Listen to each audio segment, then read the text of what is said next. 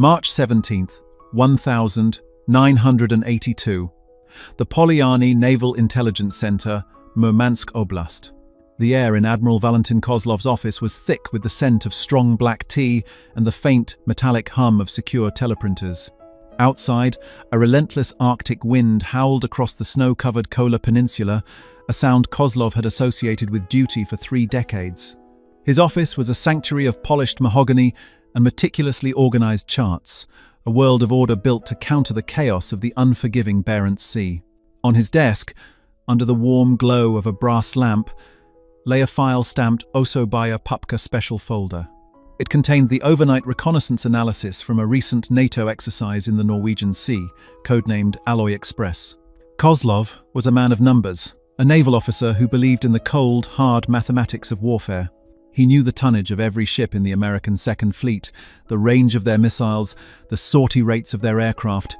His entire career was built on a foundation of predictable, quantifiable threats. But the data in this folder was different. It didn't feel like mathematics. It felt like a violation of logic. He stared at a series of satellite images and signal intelligence intercepts, his mind struggling to reconcile what the analysts were claiming with what he knew to be possible. The report detailed the actions of a single American carrier battle group centered on the USS Eisenhower. According to the data, this one group had, over a simulated 72-hour period, successfully defended against, tracked, and theoretically annihilated a combined force of over 200 Soviet aircraft and 30 submarines. It was a war game, yes, but the parameters were based on established Soviet doctrine, the massive multi-axis saturation attack designed to overwhelm any naval target. The numbers in the report claimed the attack hadn't just failed, it had been systematically dismantled before a single Soviet missile could have reached its primary target. Kozlov ran a hand over his tired face. It wasn't the defeat that baffled him. It was the efficiency of the annihilation.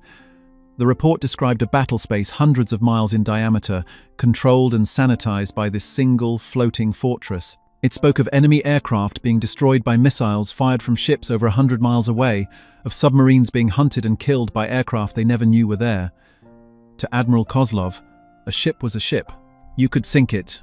But this report described something else entirely. It described a network, a single, integrated weapon that occupied an impossible volume of ocean space. He couldn't believe it. It felt like a deliberate piece of American disinformation designed to induce paranoia. Yet, the raw data from their own signals intelligence corroborated the claims. The sheer scale of coordinated firepower was a cognitive dissonance he couldn't resolve. It was a quiet moment of disbelief that would soon ripple through the entire Soviet Navy, and it's the kind of hidden history we explore every week here on Cold War Impact. If you enjoy uncovering these stories, consider subscribing. To understand the depth of Admiral Kozlov's shock, one must first understand the worldview of the Soviet Red Banner Northern Fleet. For decades, the Soviet Navy had been defined by a deep-seated inferiority complex. Born from the ashes of the Second World War, where its role was largely coastal and subordinate to the Red Army, the Navy looked across the globe at the uncontested might of the United States Navy with a mixture of envy and dread.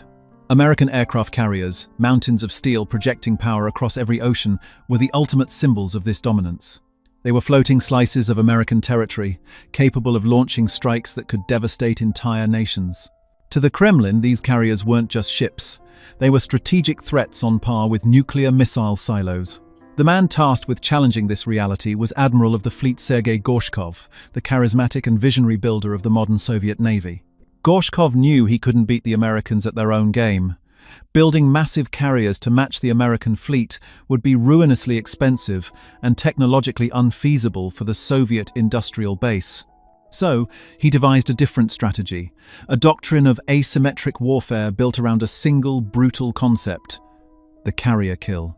The entire structure of the Soviet Navy was reconfigured for this one purpose. Instead of building large, multi-purpose vessels, they created specialized hunter-killers. The pride of the fleet were the Tu-22M backfire bombers, supersonic aircraft designed to scream in at low altitude and launch massive, sea-skimming anti-ship missiles like the KH-22, nicknamed the Carrier Killer. These missiles were enormous, the size of a small fighter jet, designed to fly at Mach 4 and deliver a 1-ton warhead or a nuclear payload into the heart of an American carrier. On the surface, they built ships like the Kirov-class battlecruisers, the largest surface combatants built since World War II, bristling with hundreds of missiles. Their primary armament, the P-700 Granite missile, could be launched in swarms, communicating with each other in flight to identify and overwhelm the most valuable target. Beneath the waves, a new generation of submarines, the Oscar class, were essentially underwater missile cruisers, each carrying 24 of these same Granite missiles. Soviet naval doctrine was a symphony of destruction, orchestrated to perfection. The plan was simple and terrifying. In the event of war, hundreds of missiles, launched simultaneously from submarines, surface ships and bombers, would converge on the American carrier from every point on the compass. They called it the saturation attack. Soviet analysts believed that no ship, no matter how well defended, could survive such a deluge of firepower. They had studied American defenses and concluded that while formidable, they had a breaking point. By launching more missiles than the carrier's defensive systems could possibly intercept, they would guarantee the kill. From their perspective in Murmansk and Moscow, it was a sound, logical plan. They saw the American carrier as the center of gravity, the queen on the chessboard. Remove it, and the entire board was theirs. Their intelligence focused on the carrier itself, its speed, its aircraft, its radar signature. The other ships in the group, the cruisers, destroyers, and frigates, were seen as supporting pieces, bodyguards that could be swatted aside or simply overwhelmed by the sheer number of incoming threats. They fundamentally misunderstood what they were looking at.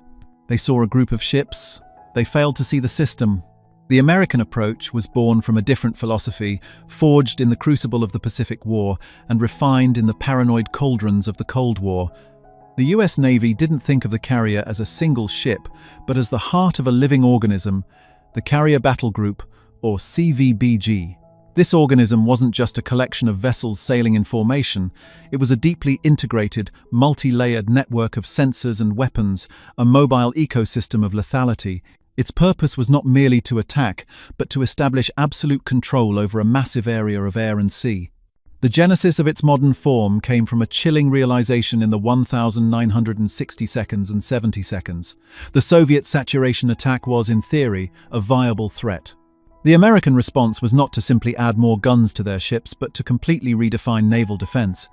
They created a series of concentric defensive rings, each designed to thin the attacking Soviet herd. The outermost ring extended over 300 miles from the carrier. This was the domain of the F-14 Tomcat. More than just a fighter, the F-14 was a fleet defense interceptor, a flying missile battery. Its powerful AWG-9 radar could track 24 targets simultaneously, and its primary weapon, the AIM-54 Phoenix missile, was a revelation. A Phoenix missile could engage a Soviet bomber from 120 miles away, long before the bomber could get into range to launch its own anti-ship weapons. A squadron of Tomcats could create a defensive wall of radar and missiles, so vast that Soviet bomber formations would be decimated before their crews even knew the battle had begun. The next layer, roughly 100 miles out, was where the true revolution in naval warfare lay. This was the kingdom of the Aegis combat system, first deployed on the Ticonderoga-class cruisers. The Aegis system was the stuff of Soviet nightmares. Its heart was the Spy-1 radar, a phased array system that could detect, track, and direct weapons against more than 100 targets, sea-skimming missiles, high-diving bombers, even artillery shells simultaneously. A single Aegis cruiser provided more air defense capability than the entire naval task forces of World War II. It was the ultimate shotgun, protecting the fleet from any leakers that might slip past the F-14 seconds. An Aegis cruiser didn't just defend itself. It defended the entire group, linking its radar picture with every other ship to create a single, unified view of the battle space. Closer in were the destroyers and frigates, forming a ring of anti-submarine warfare, or ASW specialists. Using sophisticated towed array sonar and helicopters, equipped with dipping sonar and torpedoes, they sanitized the water for hundreds of square miles, hunting the Soviet submarines that sought to get close enough for a kill shot. And beneath the waves, leading the entire group, was a silent predator of their own. One or more Los Angeles-class hunter, killer submarines, whose job was to find and destroy Soviet missile submarines before they could ever fire a shot. Finally, at the very center, was the last line of defense, the Close-In Weapon System, or CIWS. Mounted on every major vessel, the Phalanx CIWS was a radar-guided Gatling gun that could spit out 4,520mm shells per minute, creating a literal wall of metal to shred any missile that made it through the other layers. This was the weapon that Admiral Kozlov was reading about. It wasn't a ship. It was a moving fortress of integrated denial, designed with one goal: to ensure that the Soviet saturation attack would break upon its shields like a wave against a cliff. The Americans had understood the Soviet doctrine perfectly and had engineered a systemic counter. They knew the Soviets were aiming 100 spears at their heart, so they had built 100 shields, each working in perfect harmony with the others. The destructive power wasn't just in the carrier's A-6 intruder attack jets. It was in the F-14's long-range interception, the Aegis cruiser's omniscient gaze, and the submarine's silent hunt. To the Soviets, who thought in terms of ship-on-ship combat and missile exchanges, the sheer comprehensive nature of this defensive ecosystem was a concept so alien it was almost unbelievable. The build-up to NATO's Alloy Express 82 exercise was, for the Soviet Northern Fleet's Intelligence Directorate, a prime opportunity. These large-scale war games were a treasure trove of data, a chance to peek behind the Iron Curtain of American operational security. Soviet electronic intelligence, ELINT, ships, disguised as fishing trawlers, loitered just outside international waters, their antennas straining to capture every radar emission and radio communication. Spy satellites were repositioned for optimal coverage. The expectation at Polyani was straightforward. They would observe the American carrier battle group, centered on the USS Eisenhower, perform according to known parameters.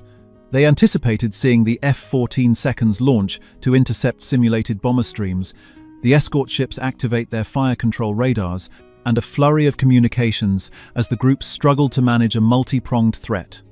The Soviet analysts had a checklist. They expected to see the American systems strained. They wanted to measure the delay between target detection and engagement, to find the saturation point where the Aegis cruiser's computers would be overwhelmed, to identify gaps in the F-14's combat air patrol.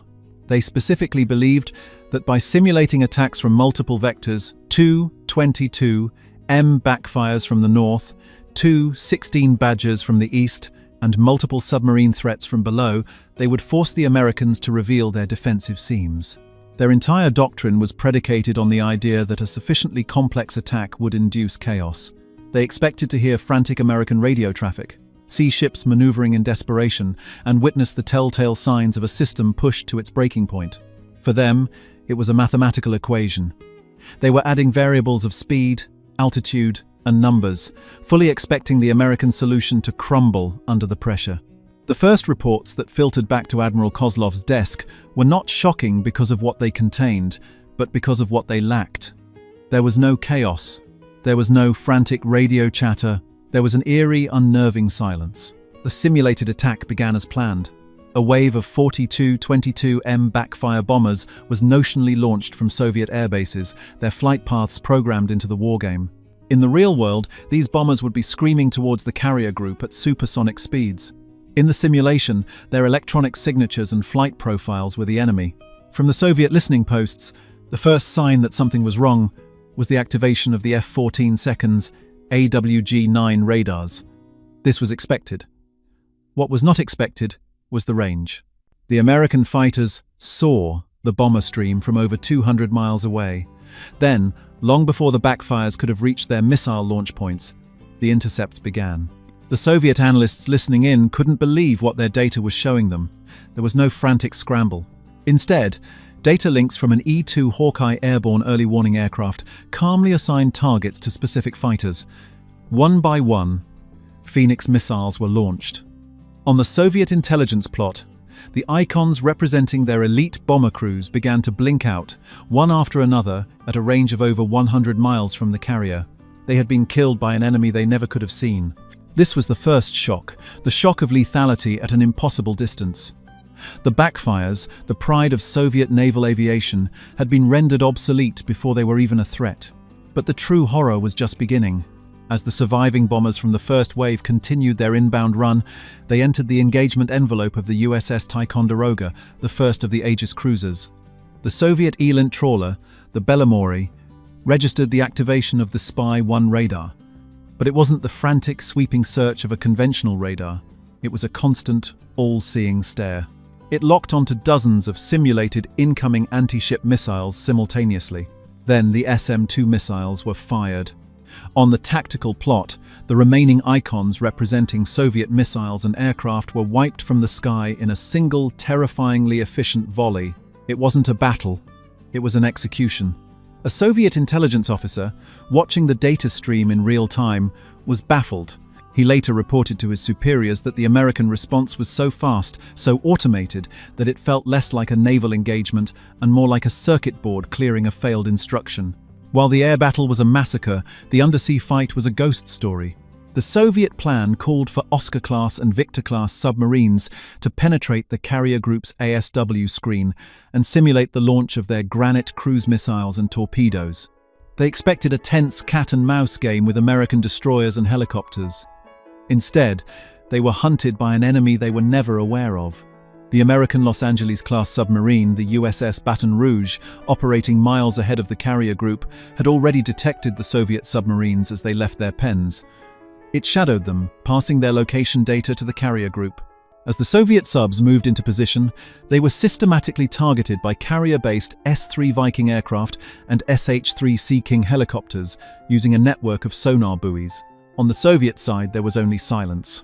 A submarine would report its position and intention to attack, and then nothing. It would simply vanish from the exercise. The Soviet commanders couldn't understand. There were no reports of torpedo launches, no sonar contacts of American ships closing in. Their submarines were simply being erased from the board, picked off one by aircraft that appeared out of nowhere. This was the second, more profound shock, the shock of total battlespace awareness.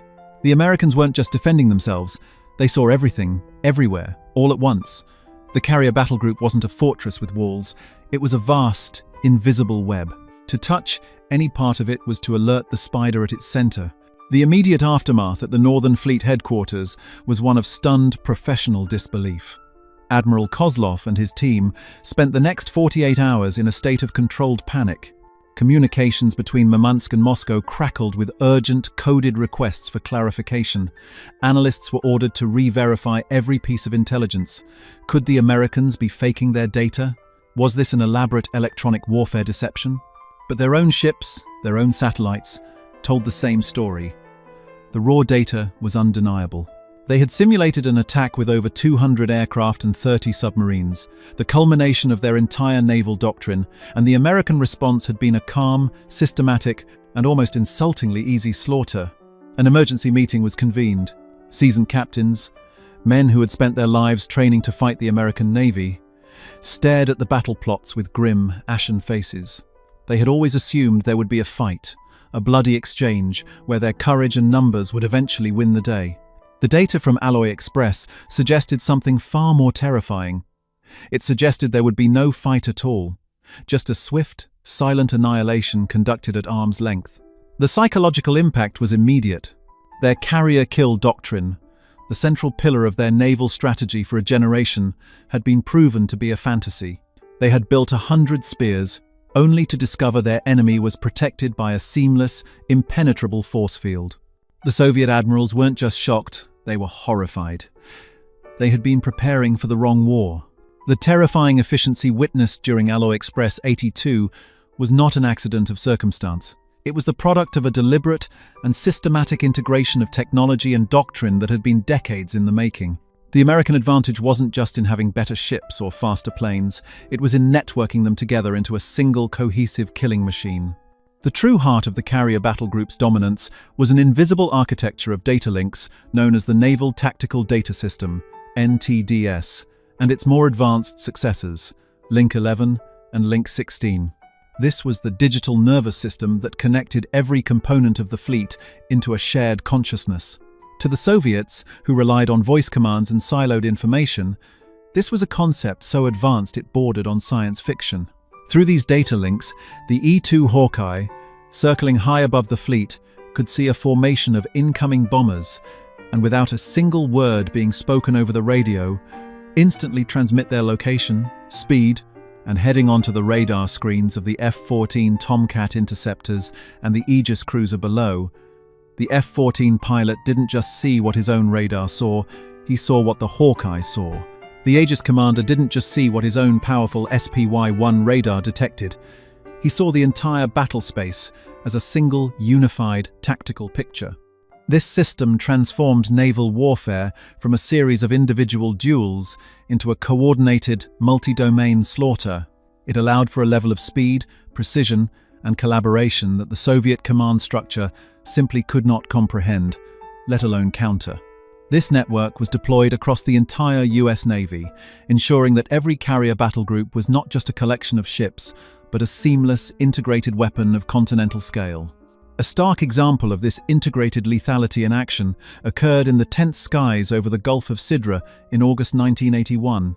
Libyan leader Muammar Gaddafi had declared the entire Gulf as Libyan territory, a claim the United States rejected. The USS Nimitz carrier battle group was sent to conduct freedom of navigation exercises, a direct challenge to Gaddafi's line of death.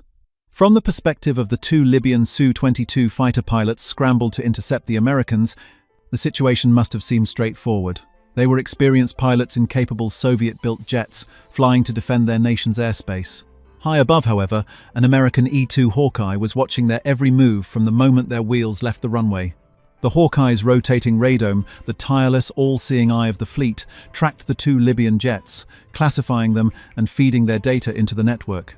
On board the Nimitz, two F-14 Tomcats from VF-41, the Black Aces, were diverted to intercept. The Libyan pilots likely never knew they were in danger. They saw the two F-14 seconds approaching head-on, a standard intercept. What they couldn't see was the stream of data flowing from the Hawkeye to the Tomcats, giving the American pilots a godlike awareness of the situation. They knew the Libyans' altitude, speed, and aspect angle before their own radars could even get a lock. As the distance closed, one of the Libyan pilots fired a heat-seeking missile.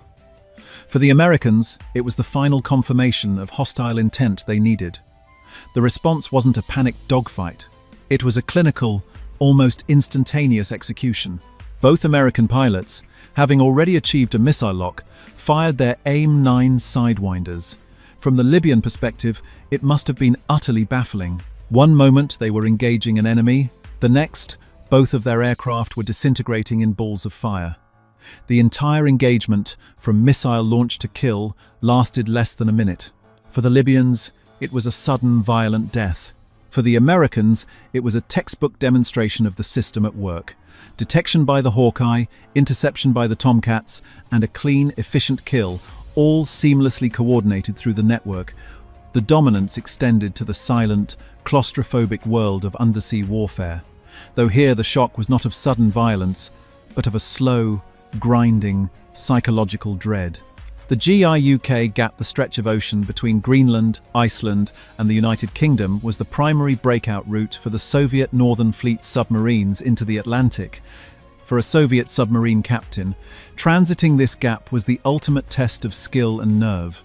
Their mission was to slip through the Western naval blockade undetected and put themselves in a position to threaten American supply convoys or the carriers themselves. But waiting for them was a multi-layered net of American ASW assets. The Soviets knew about the surface ships and the patrol aircraft. What they couldn't truly appreciate was how these assets worked together. From the perspective of Captain Second-Rank Dmitry Volkov, commanding a new Victor III class nuclear attack submarine, the GIUK gap was a haunted house. For days, his sonar operators would hear nothing but the groans of the ocean. Then, a faint, almost imperceptible sound would appear on their screens, the distant thrum of a P-3 Orion patrol aircraft dropping a pattern of sonar buoys miles away. Volkov would order a course change, diving deep to try and slip beneath the thermal layers that could mask his acoustic signature. For a few hours there would be silence again. Then the sound would return, this time from a different direction. Another pattern of buoys. They were being herded. He couldn't see the enemy, but the all-seeing eye of the American network was clearly tracking him. The data from the sonar buoys was being relayed via satellite to ASW operational centers, which in turn were directing not just the P-3 seconds, but also American Los Angeles-class submarines lurking silently in the depths. Volkov and his crew were trapped in a state of constant paranoia. Every creak of the hull, every unexpected sonar return, was a potential sign of impending death.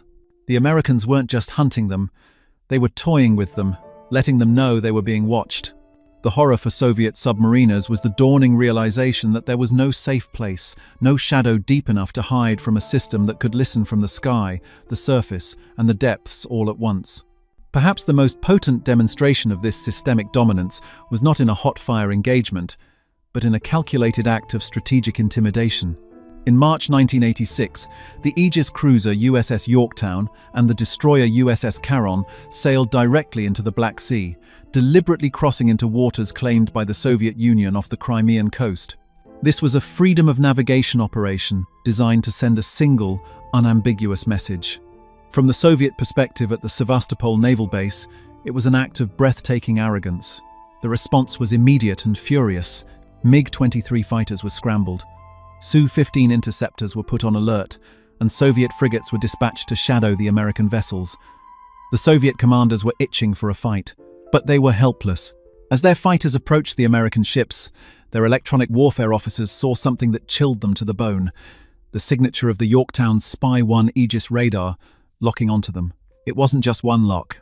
The system locked onto every single Soviet aircraft simultaneously, tracking them with unnerving precision. The Soviet pilots knew that if the Yorktown's captain gave the order, dozens of SM-2 missiles would erupt from the ship's vertical launch cells, and their entire air wing would be wiped from the sky in seconds. On the surface, the Soviet frigate Ladny pulled up alongside the Yorktown, making aggressive maneuvers and issuing warnings over the radio, which the Americans calmly ignored.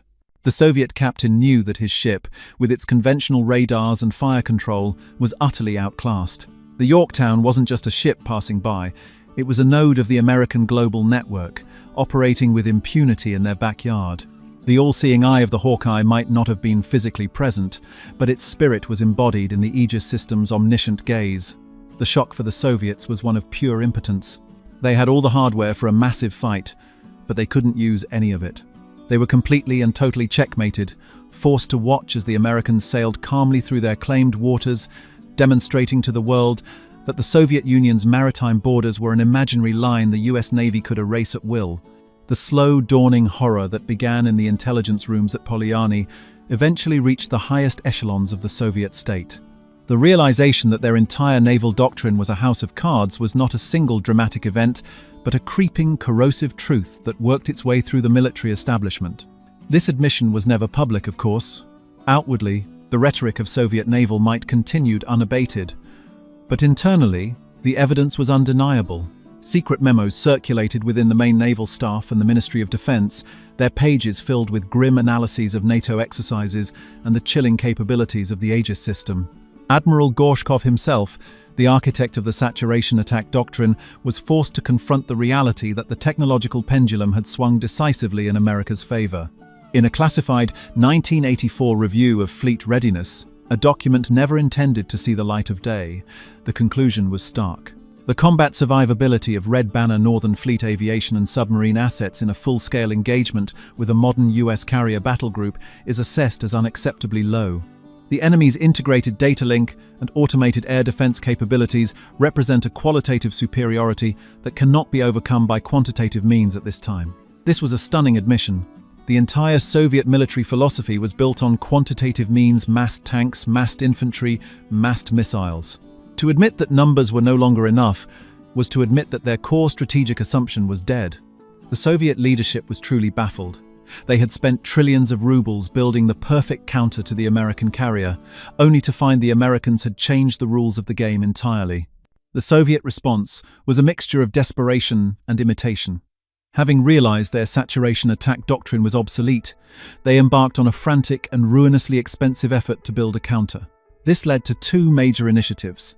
The first was the creation of their own aircraft carriers, the Kuznetsov class. These were not direct copies of American supercarriers. The Soviet industrial base simply couldn't produce such complex vessels.